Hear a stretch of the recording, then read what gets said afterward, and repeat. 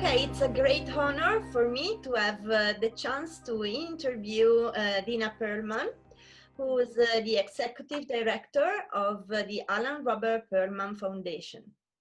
So Dina, thank you very much for being virtually here with us. So your father has been one of the most important and astonishing figures who shaped the sound of electronic music. And now you created this marvelous foundation that is dedicated to the celebration of its inventions, so the Alan Robert Pearlman Foundation. So when did you start thinking about creating this foundation? When did this adventure started? Well, I would have to say that it happened not too long after my father passed away.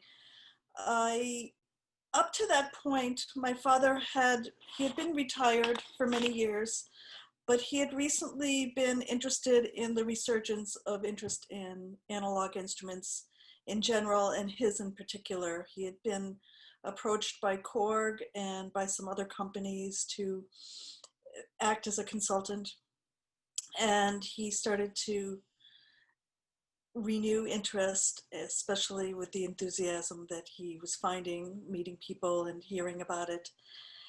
We had started to work together a little bit in thinking about how to maybe do some recreations of instruments, but unfortunately he got very sick and was not able to continue this pursuit. After he passed away, I was approached by the New York Times and some other press publications wanting to get some information to write an article and also to create some materials for some exhibits. And about the same time, I had noticed that the announcement that I made about my father's death had kind of gone viral in the synthesizer world, which was sort of new to me. A few people that I knew from the ARP era were friends with me on Facebook. And when they heard that he had passed because I published it, they announced it to the synthesizer world, and lo and behold, 200 people shared it, and it was all over literally the other side of the world. And I realized that there was a lot of things I needed to do. That was sort of the tipping point when I saw how far this had traveled. Someone had taken my father's name for a Facebook fan page. So I contacted them and asked them if they could let me have the name instead. And so there we had it. I was starting to collect materials for the New York Times.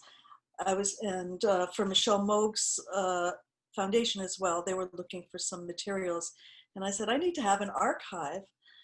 What's Michelle Moog doing? And let me backtrack a little bit. She had reached out to me several years earlier, and we kept in contact a little bit, and she had come to my father's funeral and was very supportive of what I was going through. All of a sudden, my father, who was just my father, was this big figure again, which, almost 50 years later. And so somewhere between needing to archive his materials, get some more information, speaking to Michelle and seeing the interest out there, it gelled into what is now the Alan R. Pearlman Foundation. That's a long-winded answer, but. No, it was like wonderful to hear from you how this adventure started, because I think that it's really important to keep alive the stories and the memories of these first absolutely important musical instruments. And so what are the foundation? Yeah. Well, I just wanted to add that one of the things that has finally, and I'm sure we can talk about this further, that finally propelled me into getting more of a cohesive idea was seeing that these instruments were so revered and so hard to get to and not available for everyone to play. Yeah. They are kind of like secret dreams for many of us that mm, we are just able to look at them in the old pictures of our heroes. For example, one of my heroines is Lian Radig, who played one of your father's instruments since ever. So it's really something very emotional for everyone, and it's an important job, the job that you are doing, of course. It's magical. So what are now the main goals, and what are the current projects of the foundations? So we have several different projects which are pretty diverse. The first project that we've been working on since the inception is archiving, and that is archiving a lot of the print materials that came out with the synthesizers, because they have historic value for music in the 70s and 80s, not just the instruments itself. So we're archiving those. We are starting, I think our most important project is one that we've started and should be coming to fruition in its first round at the beginning of next year, 2021. And that is housing a collection of ARP synthesizers in one area where it will, yes, be on display, but not as much for the purpose of being a museum, but for the purpose of people being able to play. Wow. So this would be a recording studio setting in the Boston area. It's a not-for-profit, very similar in ethos and purpose to serve people that may not be able to ordinarily afford to record in such a place, or to record with such instruments. So we're very excited about this project, and we can talk about that more later as well. We also are embarking in a video series of patchbook, a video patchbook, and I'm going to leave it at that. It'll be announced around NAMM, so we're really excited about that. We've been creating, since the beginning of the pandemic, a bunch of virtual studio visits, and I plan on resuming those in December. We were doing them for, I would say, probably almost every month since March, and we hope to resume. Right now, my family is relocating, so it's a slightly strange time to be working on things. So we will be doing that, resuming next month, I'm sorry. We are also working with a couple of educational organizations to get a scholarship in my father's name. So we're looking for the Alan R. Pearlman Scholarship. We're looking at Berklee College of Music and perhaps his alma mater, Worcester Polytech, and hope to get some programming in several different colleges to work with ARP synthesizers. Wow, a lot of things are going on, so I wish you good luck, and I hope to hear more about everything, because it's wonderful.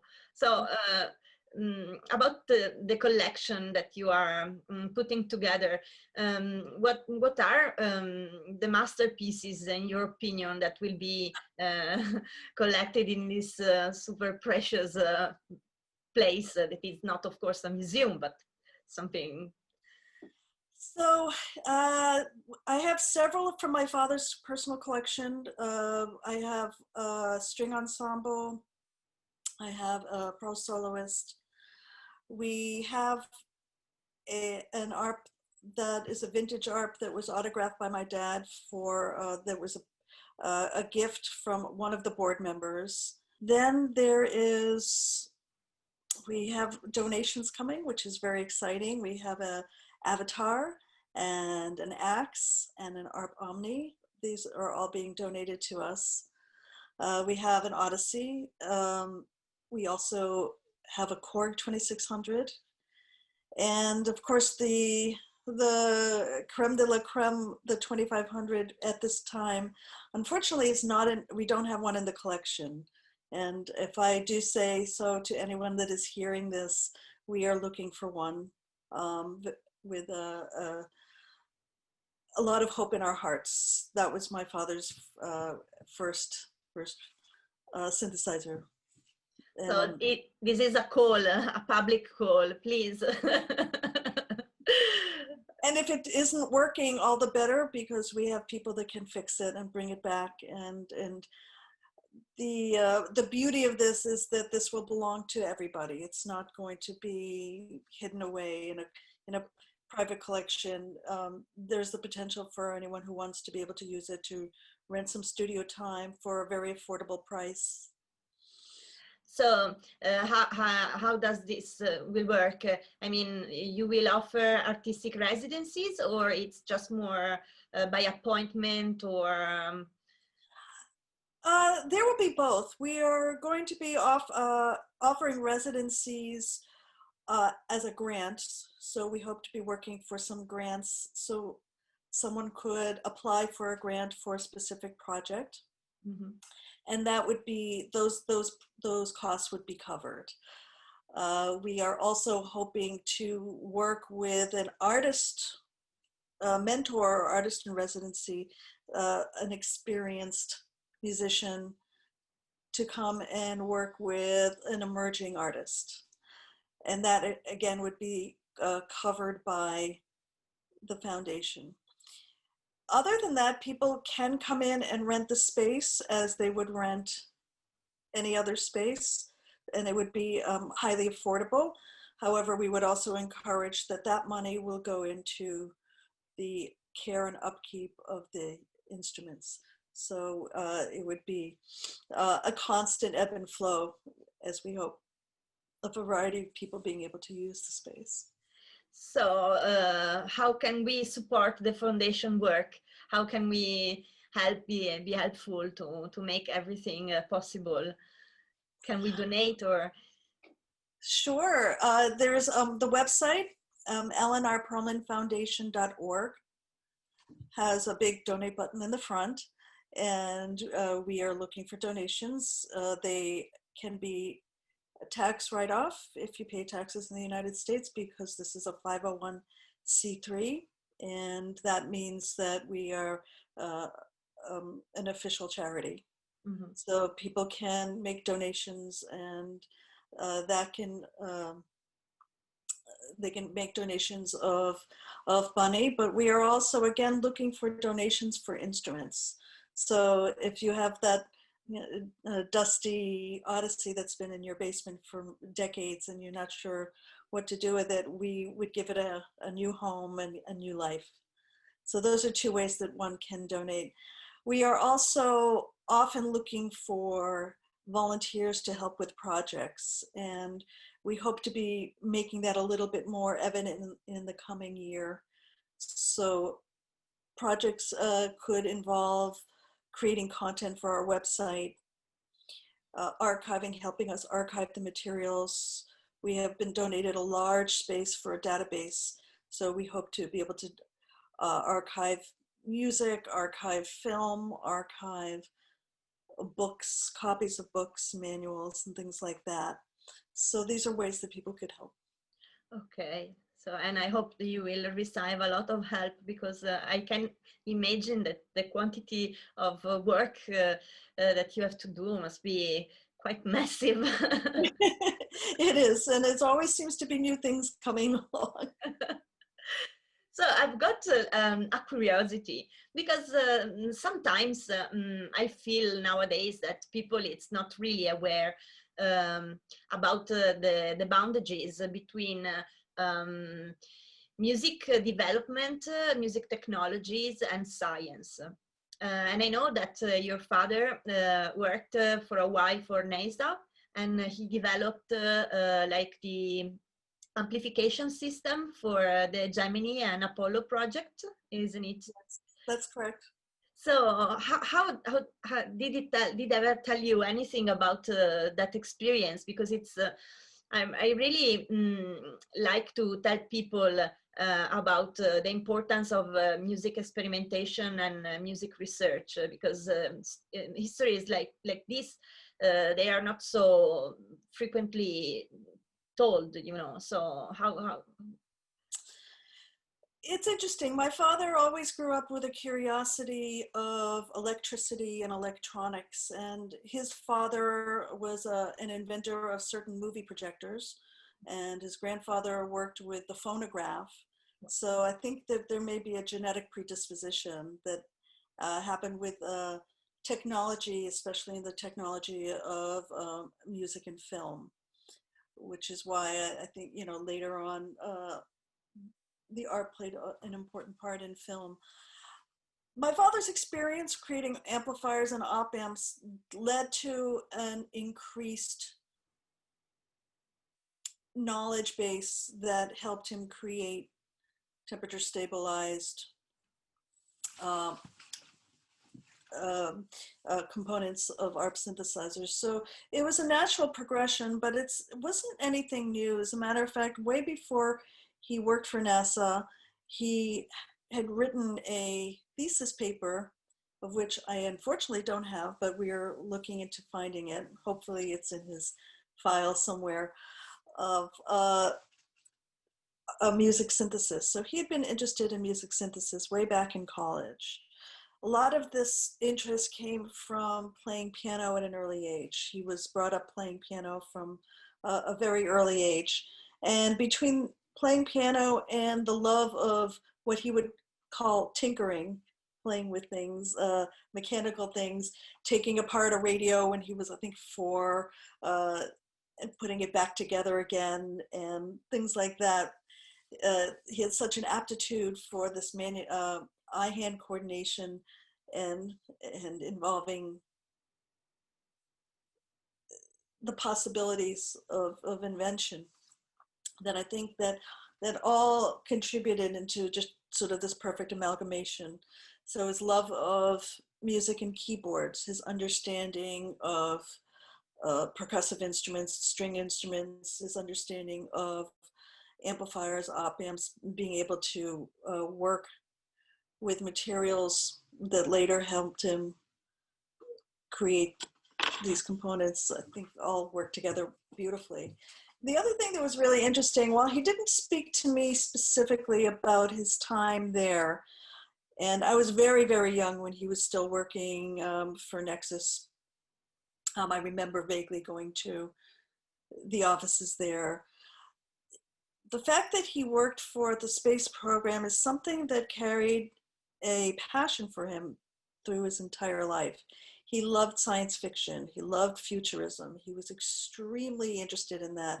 We went to science fiction movies and read science fiction books in the house. And he even co-wrote a couple of science fiction stories with me when I was a little girl, and then later on. So his passion for the possibilities of space travel, of possibilities of future civilizations, as well as a passion for technology for what is happening now, and sustained, what they call sustained energy, are all things that he was really enamored with. So it's not strange to see one of your father's invention in one of the most iconic movies of science fiction. So Steven Spielberg's Close Encounter of the Third Type.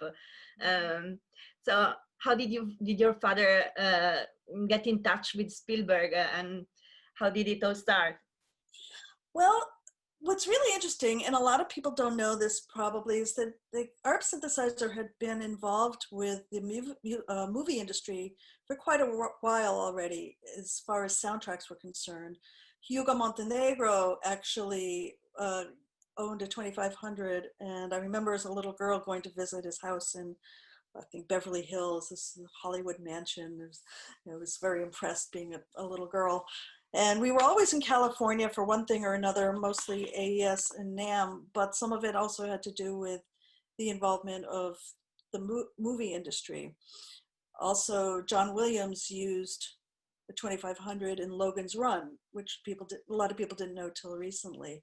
So my father didn't contact Steven Spielberg. Steven Spielberg contacted my dad.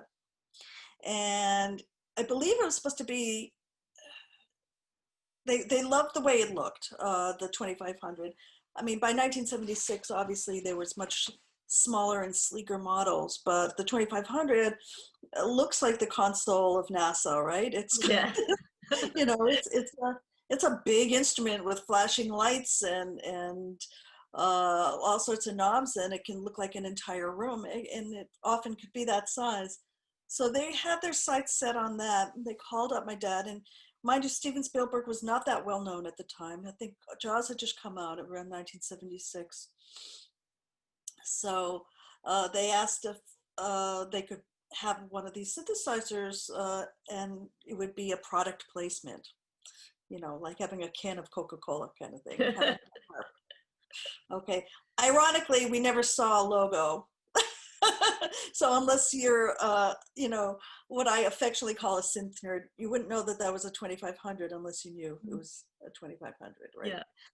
So they got the synthesizer, and they called up a week later saying, we don't know how to use this thing. We can't figure it out. Can you send us someone? And the person they sent, named Phil Dodds, who was a service manager at that time, and I think later on he became the VP, but at the time he was the service manager, came down, and he was doing this all the time, being a service manager, installing and helping people figure out how to use the synthesizers. So he went down, I want to say Alabama. They were not doing the filming in California for this. It was down south. And he went down there and started tinkering around. And Steven Spielberg saw him and said, hey, do you have any acting experience? This is Phil Dodds. So long story short, what turned out to be a little bit of a, you know, service SOS, you know, please come and help us, became a 9-week acting gig. He was literally on the way to the airport when they said, oh, no, we need you to come back. Please come back. He came back. And his story goes that he was standing there talking about the contract, and some guy from wardrobe is measuring him for clothing. And yeah, so. Wow. So I think you will have like 1,000 of astonishing memories about those early days, because I imagine that during your childhood you have been exposed to many new technologies, artists, composers, great people. So what's your favorite memory of those days? Wow. You know, I remember the early days very well because it was very exciting. My father had gone from having this great, beautiful office to working in this little, almost looked like a garage, white cinder blocks, and, you know, very small, and dirt road. And I would go there sometimes after school because my mom did some work for ARP during those days. It was called Tonus. The company was called Tonus at the time. And so sometimes she would go to work after school and I would come with her. And I remember seeing all these tall musicians with long hippie hair. This is late 60s, early 70s. And being very impressed, thinking all these people were rock stars. Were they rock stars? Well, rock stars did stop by. A lot of memories I'd like to say I know happened. I'm not quite sure who was who. I did meet Roger Powell for sure. He came to the house quite a few times. And I'm not quite sure actually who else I met. It was many years later that I actually got to meet some of the musicians. It's sort of, that's another story. But I really was impressed by seeing all these people at the early ARP factory. And I loved seeing all the bins of colored, you know, the little plastic things that go on top of the matrix switches. So, you know, that was really fun. And I used to try to figure out how does a printed circuit work. I had an oscilloscope in the basement, or we had an oscilloscope in the basement, I should say. And that was, I was definitely the only person on the block with one of those in the basement. But it, you know, the little bits, it was my normal. So I should say that it didn't seem new or different because I was just about 7 years old when the company started. So just really sort of, that's when children really get their deep memories and begin those deep memories. So remembering the oscilloscope, remembering the basement that we had, which had been my father's works area until they got the factory. And in that basement, there was all these huge blacklight posters of Pete Townsend and Billy Preston and who else was, I think Edgar Winter. I'm not sure now, but the one I remember most was the Pete Townsend, the famous where he's sort of like this. And the other thing is we got to travel all the time. Me and my mom, because the family was so small, my father would go to, so we went to Italy. We went to Italy when I was 8. And that was and in England, and it was partially a business trip because he did a lot of business in Italy. And I remember that trip very, very well. I was 8 years old, so I remember walking around Rome and surrounding areas as well. So the traveling part was what I think was one of the best parts about being part of the ARP family, was being able to see the world. And I believe that my parents met a lot of musicians. My father was not so moved because he was more into classical music. He just thought of them as his clients.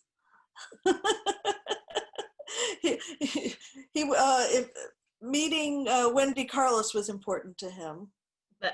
Wow. It was important to me too. When I met her, I cried. I burst into tears. Wendy Carlos was the person who influenced my dad into finally deciding to create synthesizers. Oh, really? Can you tell us more about this? He had been familiar with electronic music previous to that. He was interested in Sibelius, and I remember hearing Gershon Kingsley in the house, and a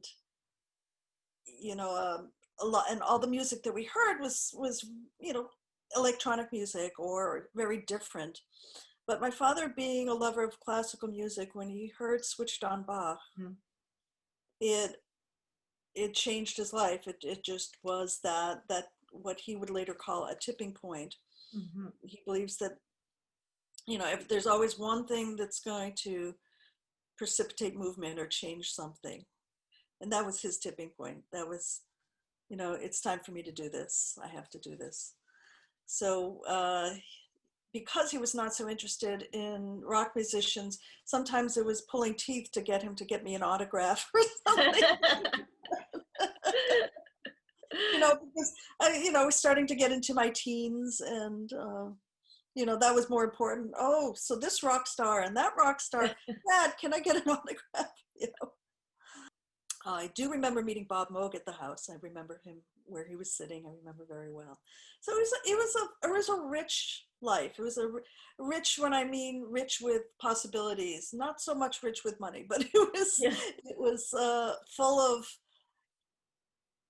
travel and interesting people and these instruments. I found them really interesting. I used to draw them. I used to draw the synthesizers as a little girl. Wow. So I would like to see also this collection of drawings. Must be Very interesting.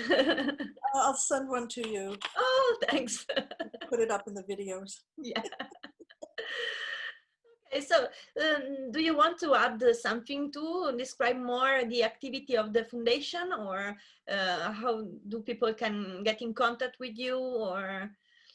Sure. I do want to add that my father was a very kind man. Most of the people that you'll see that talk about him talk about his kindness. His focus initially was on education when he was creating synthesizers. He was not really thinking about Deep Purple bringing a synthesizer on the road. He was thinking about trying to teach sound waves and how sound is made. And because of his focus on education, it seemed a very natural transition to be able to bring it forward, to pay it forward, to try to create educational opportunities around the synthesizers that he made, that made him famous in that way. But he was very kind. He was a mentor. He would, if you wanted to learn how to play a synthesizer, he would give you manuals. He would give you a synthesizer for a period of time and allow you to experiment and play. He was like that. He mentored people. He used to buy turkeys for everybody at ARP. So for Thanksgiving, we always celebrate with a turkey meal. So he would give turkeys for Thanksgiving to his employees. Everybody knew him, whether they were an executive or someone working with a soldering iron. He would come around and talk to them, and someone described him as almost like the father of everyone there. So I think that's important. I think in the memory, in the spirit of remembering who he was, that's an important part to know. People can get in touch with me through the website. It is my email that's there. As a new foundation, we don't have people to answer my email right now. So I'm doing the majority of the correspondence. We have a fantastic board, and you can see the information on the website about our board members. They're a pretty diverse group who all are experts in their field, and everybody in the first generation of our board knew my dad personally. So they're welcome to reach out to anybody in the board as well. So so people can reach out to me, Dina at ArPearlmanFoundation.org. Also, the Facebook page is very active, and people can message me through the Facebook page. We actually have a few people that help me with the Facebook sometimes, so you may get one of the board members, but most likely it will be me if they want to reach out. And we're definitely interested in having more programming for the live studio visits. So that would entail us doing sort of like a Zoom call. I do it through Ecamm, which is a software that you can broadcast, and where I come in and we talk about the work that you do, listen to some recordings if you're a musician, or look at some of the work you've done if you're a restorer or someone that rebuilds or makes synthesizers or synthesizer components, and have a little bit of a live performance perhaps, or a demonstration. So we are looking for people in the following year to do that, because we're probably not going to be having live events I'm not going to be doing live studio tours for a while longer. And of course, donating instruments, and I'm always up for listening to new ideas as well. So a few people have come to me with ideas or products, and I love to hear about them. I've been contacted by Cherry Audio has just made a 2600 virtual synthesizer. There's a wonderful 2500 virtual synthesizers coming out of Norway.